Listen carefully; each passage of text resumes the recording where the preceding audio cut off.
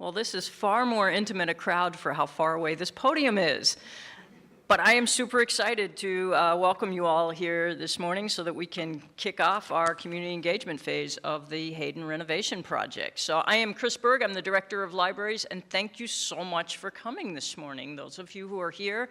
And we're also live streaming this, so there may be people tuning in from afar, I hope so. And it will be recorded, so if you have friends who, if you hear something that you want to share with friends, this entire presentation is being recorded, so we'll put the link up later. So what I want to do this morning is to just share with you all a bit about the vision for the Hayden Library renovation, a little bit about sort of why we're doing a renovation of Hayden Library, why we're doing it now, the vision and the goals for the project, the timeline as we know it to this point, and a little bit about the scope of the project and sort of where we are in that timeline now. So that's what I'm going to share with you, and then my colleague Tracy Gabridge, who is Deputy Director of the MIT Libraries, will share with you what we have coming up in terms of other opportunities to engage with the community around this renovation. So that's our plan for today. We also we will have refreshments and coffee outside at the end of our presentation, and we'll leave plenty of time for questions and answers and discussion after Tracy and I tell you what we know. So that's the plan for this morning. So what I want to do is sort of start with why are we renovating Hayden Library? So as some of you may know, there's been talk about renovating Building 14 and specifically Hayden Library for many years. There was a proposal in 2014, and we put a pause on that after I got here as a new director in 2015, and we launched a Future of Libraries task force. The reasoning there was we wanted to really take a deep and careful look about what libraries should be and should do before we started thinking about what sort of spaces should support that. So the Future of Libraries task force did very much key in on the important role that library spaces play in our community, right? And so from the Future of Libraries task force, they challenged us to answer sort of the key fundamental question of how can we use space across the libraries to best meet ongoing and emerging needs of the MIT community. Again, that task force, it was, for those of you who weren't here, this was a 30-member task force with faculty and students and staff from across MIT, across all 5 schools, who really dug in deeply about the question of the future of libraries and what role they play in a community like MIT and what role they should play in the global community. And they really, really hammered home how important a role library spaces play, even maybe especially in a digital age, in what we now talk about as a computational age, that space remains really, really important. One of the recommendations out of that task force was, in fact, that space was so important that it deserved its own task force. So from the Future of Libraries task force spawned a library space planning group. I was fortunate enough to co-chair that group with former head of the Department of Architecture, Mi Jin Yoon. And that group was convened in 2017, and we presented a report to the provost on the overall vision for library spaces across campus, but with some very targeted recommendations about Building 14 and Hayden Library and what role it could play in the network of library spaces across campus. So a little bit more sort of speaking of the network of spaces, library spaces across campus, it's also library spaces exist within a network of campus spaces and facilities. And one of the reasons we have the opportunity to renovate Hayden right now is because it's part of a larger campus strategy and frankly a pretty large investment by the campus in renewing the capital assets that represent the buildings across campus, right? And in deciding which buildings to invest capital renewal resources in, the Institute sort of did this sort of rough assessment of sort of how critical to the core MIT mission is the building and what happens in the building, and sort of how old is it? How much does its infrastructure need some renewal? And as you see, Hayden falls up in that quadrant that says, let's pay some attention to this. So, so that is one of the reasons why we are getting to renovate Hayden, because it is an older building, but it is also crucial to the teaching and research mission of MIT. And frankly, we in the libraries know that we have some prime real estate with Hayden Library located where it is, and we want to be active and consciously careful stewards of that space, thoughtful stewards of that space. So Hayden Library is 70 years old, and what's interesting, the architecture of Hayden is such, it's not, I'm not an architect, so I might not use this term right, but it's not an overly designed building right now, which is great because the architecture actually calls out for, it really is set up well for the kind of renovation that we want to do. It allows for us to come in and do some targeted renovations without having to do a whole new building or a whole new full renovation. The other thing that's important, I mean, I think all of you know that in the 70 years since Hayden was built, a lot has changed about how information is delivered and consumed. And what I want to say is that, you know, some people would say that, you know, the instant availability of some information online would decrease the importance of library spaces to a community like MIT. What I say to you is no. And in fact, that's not just my opinion. Our foot traffic sort of proves that point. So just some numbers for folks. The number of visitors across all the MIT libraries has been steadily rising over the last several years by small percentages, but still going in that direction, not the other direction. And in fact, we had over 640,000 visitors across all the libraries at MIT last year, over 232,000 to Hayden, and if I'm doing my math right, that's well over 600 visitors to Hayden every day.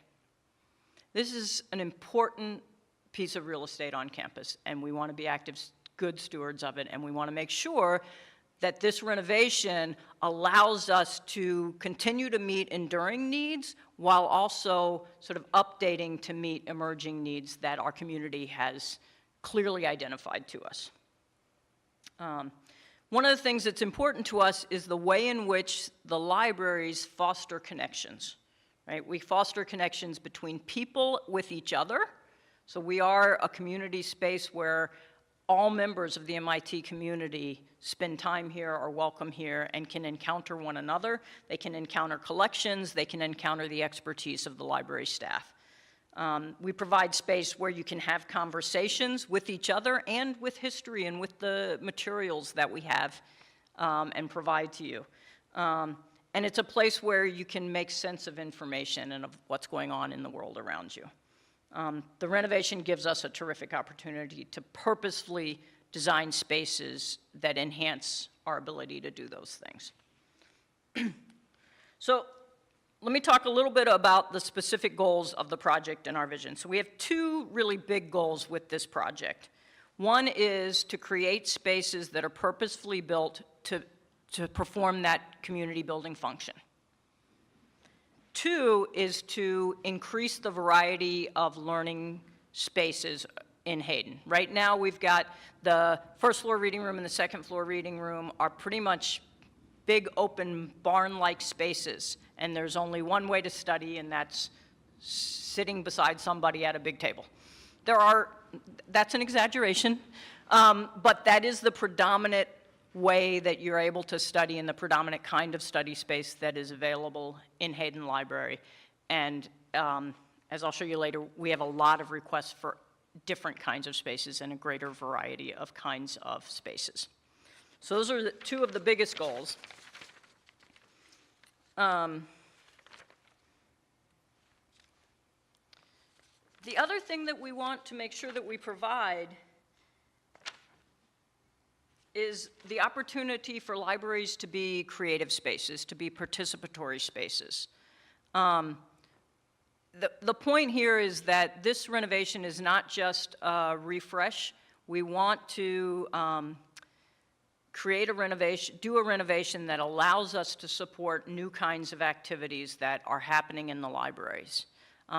These are the kinds of activities that actually, frankly, we are supporting now as one-offs when we can, but we want purpose-built space to meet this emerging need from our community. We talk about, the way we describe this is we want libraries to be participatory, to be creative, to be playful, to be dynamic, to be hackable. We get requests from faculty and students frequently to host exhibits and events like the recent Laughing Room exhibition, the Earth Art, hackathons, data rescue events. These are the kinds of things our community wants to do and needs spaces to do and are asking the libraries to support. The renovation will allow us to do that in a more structured and purposeful way. We also want to make sure that the renovation provides people with the opportunity to explore the connections between physical things and digital things, tangible objects and our online collections, because both are important to the research and teaching that happens here at MIT. We want the Hayden Library to be a welcoming space for a greater diversity of people, people who may not even be using the library today, who may not even come into the library today, but would come in if the library were renovated in a way that was more welcoming and inclusive of them and their needs.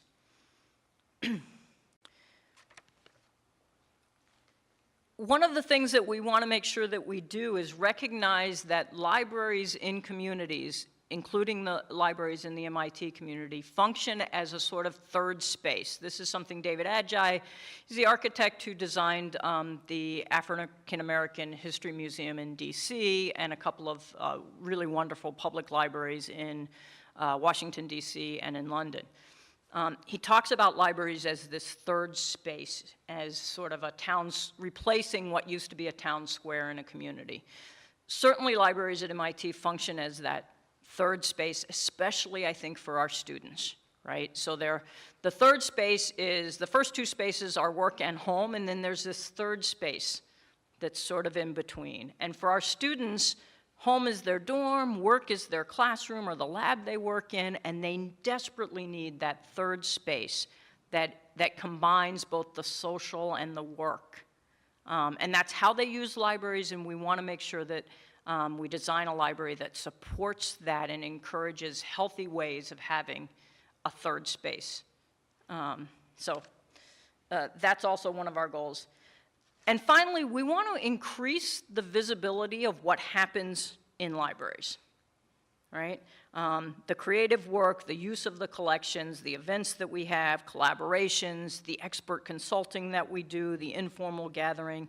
So much like the labs along the Infinite Corridor are sort of visible to us as we walk through and we can see what's happening and the kinds of research that's happening at MIT, the libraries function as a lab for many, many of our students and faculty, and we want to make the activities visible. We want to activate the space and activate, frankly, our collective imagination about libraries, about research, and about collections. So that's kind of the vision, the goals, pretty high level. Getting down to brass tacks, where are we in this project right now? So we received approval in January to move into the design phase of this project.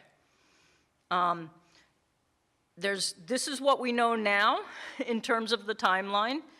And I'm sharing with you, there's still some sort of questions about exactly what's happening when and what impact it will have. But we are planning for a construction from January of 2020 through to September, October timeframe of 2020, with the idea that Hayden Library would close before the construction begins in December so that we can vacate it. We are working with an architecture firm, Kennedy Violich. Some of you may know Sheila Kennedy, who is a faculty member in the Department of Architecture here. KVA has a deep understanding of the Institute and our needs, and also has done tremendous work with libraries and other similar kinds of projects across the country. And so we feel really good about their understanding of our needs and of our community, as well as their commitment to inclusive design and their experience in bringing that to projects they've done before. In terms of scope, this is a fairly tightly scoped targeted renovation, and we are focusing on the first floor and some of the second floor of Hayden. So the basement is not included in the renovation. So the first floor is getting the bulk of the renovation, but we are going to be able to do a significant renovation on the second floor as well. Again, with the timeline, we expect to close at the end of fall term 2019, remain closed through the summer of 2020, and hopefully be able to, the goal is to be able to open in, again, September or October of 2020. Closing the library during the construction allows us to minimize the time needed for the construction and, frankly, to get the biggest bang for our buck in terms of the amount that we have to spend on the renovation. That schedule also allows us to close the library for only one active semester. So we've worked really hard with campus facilities to minimize the time needed for the construction, as well as the impact on the MIT community and on teaching and on the students. Okay, going from those high-level goals, specific things that we're asking for and have goals for this renovation. One is, we have a goal of putting a cafe into the first floor of Hayden. This meets what we know is a frequently voiced need for the provision of food on this part of campus. It also meets a known need for people who are studying for and in our spaces for long periods of time. All the research says that one does one's best work when you are well-fed and hydrated. And so to be able to provide sustenance, frankly, to people who are in our spaces for long periods of time is actually part of a recognition of the importance of wellness to the people who are using our spaces. So that's really important to us. It also provides that community function. A cafe can provide a draw that will bring people together from across campus to mingle, to meet each other, to be in the spaces with one another and enliven the collections and the kinds of spaces and services that we offer. A second goal is to provide a flexible teaching and event space that will allow us to purposefully host the kinds of events that we both get asked to host and that we want to host ourselves, as well as a place for us to be able to provide instruction and workshops across a variety of the kinds of services and resources we offer and the needs of our community. Another big goal here is to vastly expand the availability of 24/7 study space. There's an opportunity for tours in a minute, and for those of you who don't know, you'll see that the 24/7 space in Hayden is actually quite small right now. And on this side of this part of campus, there's a real need for more space that is open 24/7. I mentioned before that another goal is to provide a greater number and variety of seating spaces and study spaces in the library. And then a final goal of making the expertise of the libraries, the library staff, and what we have to offer more visible to the community through this renovation. And then finally, this renovation is going to focus heavily, the campus is excited to partner with us to make sure that this renovation focuses on sustainability. So we're aiming for a LEED Gold certification, which is the standard for all MIT projects. That focuses on energy, water, indoor air quality, and site and building materials. But we're also going to pilot 2 new certifications on campus. So Fitwell is a building certification which focuses on having a positive impact on occupant health and productivity. So we're going to aim for a renovation that has a positive impact on those things. And MIT is also going to pilot a healthy materials selection strategy, which is known as a red list-free material selection program. So we're using this opportunity both to enhance the libraries and the kinds of spaces and services that we can provide, and the community building and learning opportunities that we can provide through a renovation, but also working in concert with the campus planning and facilities to accomplish larger campus goals as well. Okay, my colleague Tracy is going to talk about other opportunities for community engagement, then we'll open it up for questions.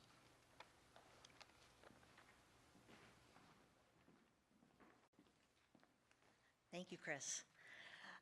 And as I get ready to go into the engagement part of this story, we want to just give you just a couple of glimpses of some concepts that KBA has flashed to us through this early part of our process, just to give you a sense and get a sense of excitement about some of the possibilities that might be possible.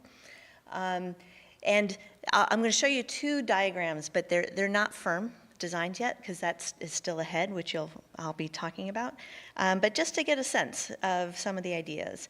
So one of these diagrams has to do with how we might fit in a cafe along these windows here that we see along the courtyard, with a different kind of set of spaces that the community can use. And another kind of view more towards the river are kind of making some more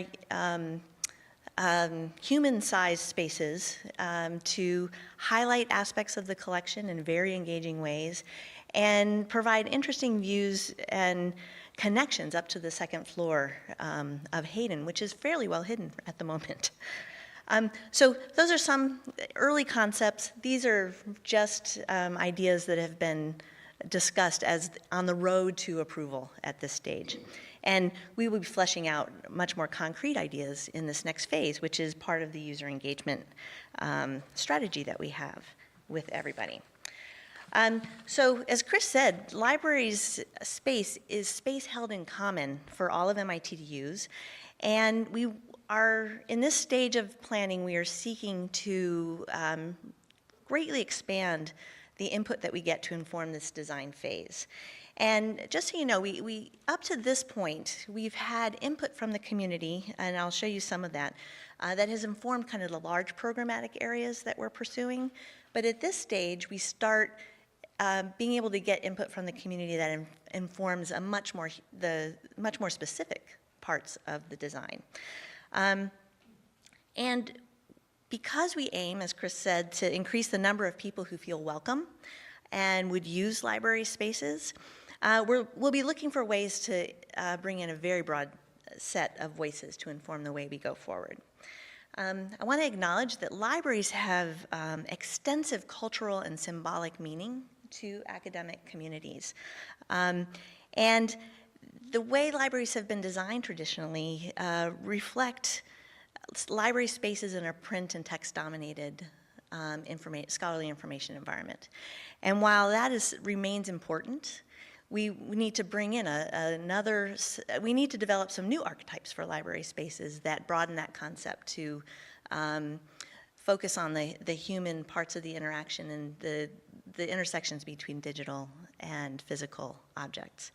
So, and we need to think about the ways that library spaces are expressed right now really reflect very traditional ways in which academic institutions express those things. So for instance,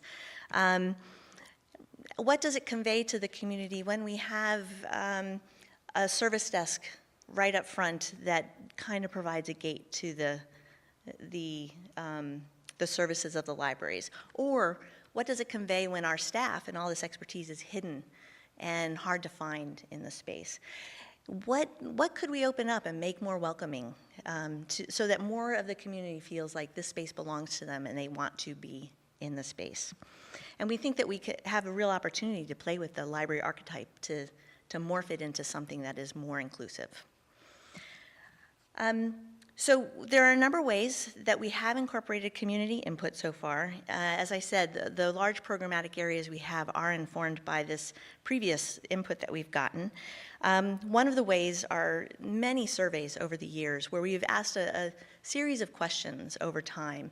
For instance, in this 2015 survey, we were looking at what are the kinds of needs that the campus has that are hard to get to, that overlap with what libraries provide. And in this result, I know it's kind of hard to see, but there's a lot of energy around kind of having spaces where people can have enclosed space to be by themselves, for one thing, to conduct interviews or practice a presentation or whatever. And there's a lot of energy around the outside bubbles around being able to work collaboratively with others. So that kind of input has informed our programming planning to think about how we will configure seating in the library. So for instance, right now we have roughly 430-ish seats in the Hayden Library, very tiny sliver of spaces that are enclosed where group work is facilitated. And what we're trying to get to in the plan is to increase the overall number of seats and increase the amount that's available in an enclosed sense, either for individual or small group or even up to median group interaction. So that's some of the dynamic that we're seeing in terms of the input that we've been getting from the community over the years and how it's going to translate into program. Other things that we've done to inform our directions are experimentation with the different kinds of furniture and zoning in our libraries and gathering data about what people are drawn to in these environments. We've been gathering comments over the years through our email list, space-lib@mit.edu, which I'll bring up again in a minute, and from the Task Force on the Future of Libraries forums around library spaces, and in various planning efforts over the years, most recently in 2017, but also in 2015, 2013, it's like every other odd year. We've had forums, group engagements with parts of the community to get input to inform this renovation. So now that we are heading into this design phase, we have the opportunity for more direct engagement on more specific aspects of the renovation, which we're very excited about. And there are 3 threads I just want to mention. One is this email, space-lib@mit.edu. We welcome any thoughts, feedback, ideas that you might have about the renovation at any time. It's available at all times. We guarantee a response. Second thread is that we will host a series of workshops. These will be conducted by the architects, KVA, Kennedy Violich, and they are going to be scheduled through this semester. The first one will be on February 27th from 7 to 9 p.m. And the idea behind this one is to focus on the different programmatic areas and what does a community need to have in those spaces to feel successful at what they're trying to do in those spaces. So think of the cafe, for instance, or study environments, or the collections interactions on these floors. What would feel successful? The second workshop, a month later, on March 27th, also in the evening from 7 to 9, will focus on sustainability. Sustainability is a really big part of this project. It's important to the MIT community, and we'll be exploring what kinds of sustainable practices the community would like to see incorporated into these spaces. The third workshop, which is not yet scheduled but will be in April, will be about atmospheres of the library spaces, where we're getting closer to designing the finishes and how it lays out and is designed. And we'll want some input about what atmospheres help people use the space and contribute to wellness. And so that will be another workshop focus. The third thread of engagement that we are pursuing is through conversations with the Office of Minority Education. We're going to pursue a variety of interactions with different student groups and faculty groups to really dive into how you create a welcoming and inclusive environment in a space like this. And we're really excited about that opportunity that we have ahead of us. And as those events shape up, we'll be advertising them. So if you're interested in participating in any of the workshops or any of these pieces, at the moment you can email that space-lib@mit.edu and let us know. As the dates get closer, we'll be posting registration links and things like that, so there will be other opportunities to sign up as well as more details become available. So that's what we know so far about the engagement opportunities for the project, and we're at the stage where we'll welcome Q&A, and I'll just point out that the tours that are going to be available with the refreshments after this will help us all imagine what these opportunities can be as we go through this space as it exists today. What does it look like when we open up the views from the river to the courtyard and other parts of campus? And it'll be exciting. I think it'll be exciting to be able to think about those possibilities and imagine that future with us. So with that, we'll open up for Q&A. And Chris, do you want to come up and we'll take turns? Oh, yes. Oh, sorry. I should have put this slide up about the user engagement, so if you wanted to get the dates and times, there you go. Thank you. And if you do have questions, please, we have the mic. Since we're streaming and recording, it would be really helpful for people to be able to hear. Yes.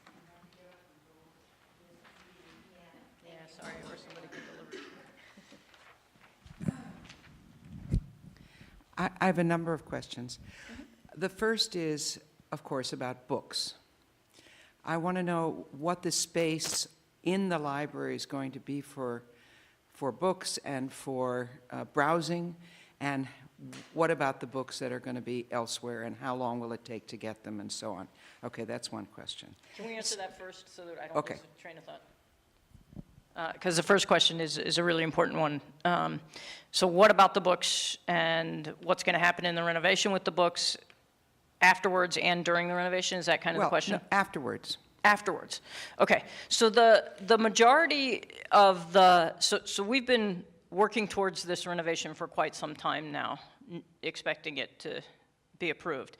And so in anticipation of that, a number of library staff, some of whom are in this room and some aren't, worked really hard to move the general circulating collection from Hayden into the basement in call number order. And the basement is not part of this renovation, so that will stay as is.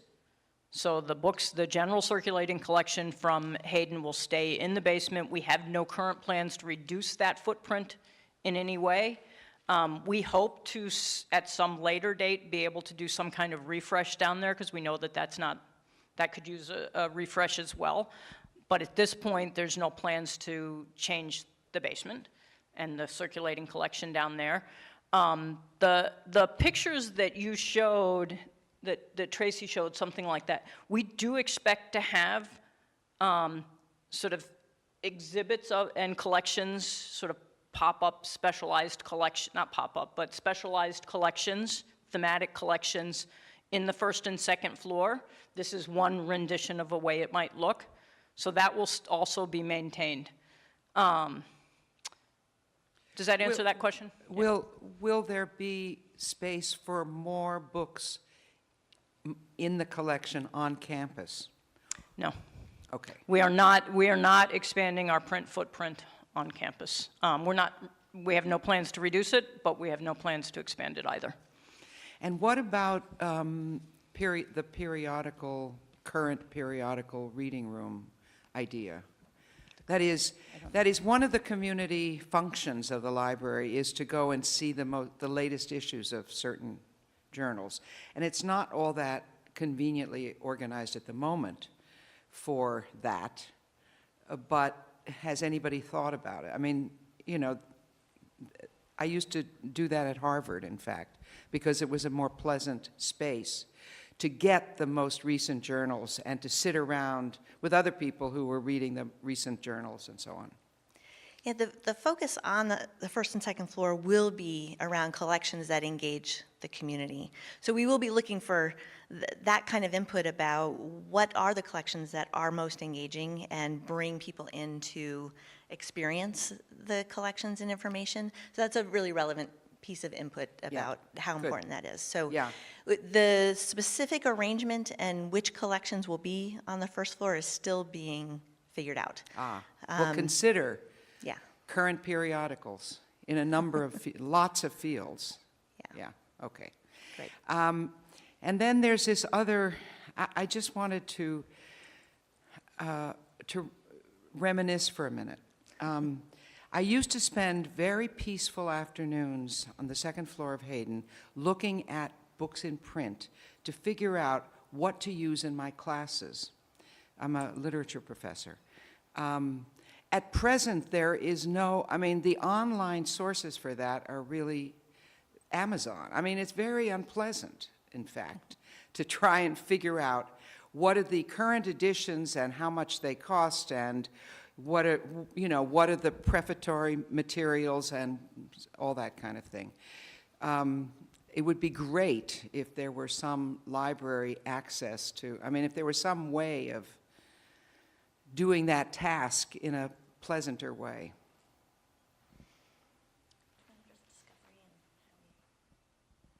Just more broadly in how we're thinking about computational access and other kinds of discovery. No, so what I'm hearing you say is that you would like either with this renovation or just generally for us to make sure that the need for faculty, especially instructors, to have a usable, pleasant, productive way of browsing collections to make choices for course readings is a really important. Available Yeah. Yeah. books, you know, that sell, that are available for students to buy, yeah. Okay, we've heard that, and I think that is an important need. And I think that is likely met through a combination of some things that happen in the library space and also some of the work that we're doing to improve the online discovery environment.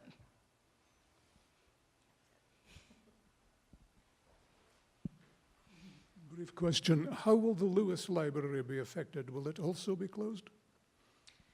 That's a great question. So the renovation does not include Lewis Library, and we do not yet know, you know, we don't have a construction schedule. I mean, we don't have the construction schedule yet, so I'm only guessing here. We don't have current plans to close Lewis Library, but I suspect that there will be times during the construction where other spaces will be impacted by the noise and safety concerns. But we won't know that until we have firm plans and a construction schedule. But we will, a goal of the construction is to keep both Lewis and the archives open as much as possible during the construction. But I would be surprised if we didn't have to close them for some periods for safety and noise reasons. But we are trying to keep that to a minimum.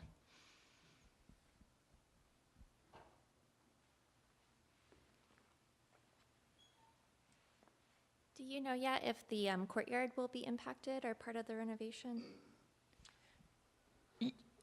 Yes and no. Here's what I know. The courtyard's not in scope for actually doing any kind of renovation in the courtyard itself, but I think Tracy alluded to the fact that one of the things that that frankly captivated us about KVA's approach to the renovation was the ability to open up the sight lines from the courtyard to the river. Am I pointing in the right direction? Yeah, from the courtyard to the river. Thank you. Which I think will really open up just visually the entire space.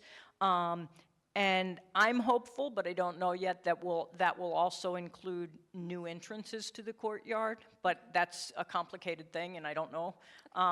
But I will say that I'm also hopeful that by sort of opening up more views into the courtyard and sort of making it feel like it's part of the library, that will tee us up for a later renovation that might include the courtyard. But no guarantees on that, but that's a hope.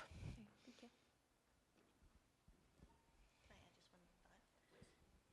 So that thinking about the courtyard and how you activate it, as well as setting up for future renovations, is also was discussed with us from KBA about even ability to activate the basement in future stages too.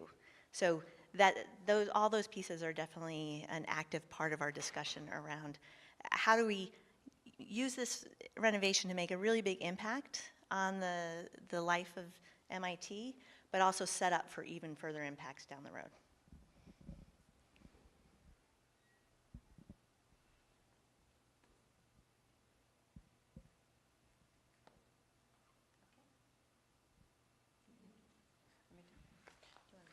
No, I'll let you do the wrap. I'm going to let Tracy do the wrap up and what's next, but I'm going to also ask you if you have friends and colleagues who are interested in the Hayden renovation, are committed to having fantastic libraries here at MIT.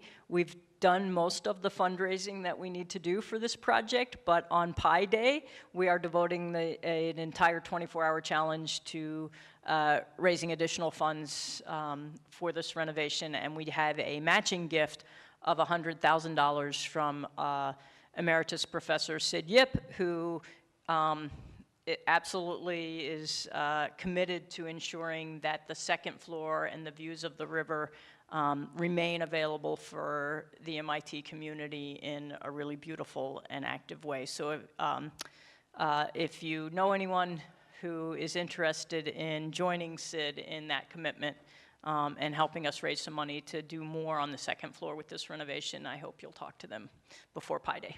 Thanks. And in terms of what's next right now, we invite you to come have some refreshment. There's coffee and pastries. And the idea is to evoke the idea of having a cafe available in Hayden down the road. And our colleagues will be providing tours for those of you who are interested in thinking about how we might imagine the space. So thank you so much for joining us this morning. And we are excited to keep talking with you about this renovation as time goes forward.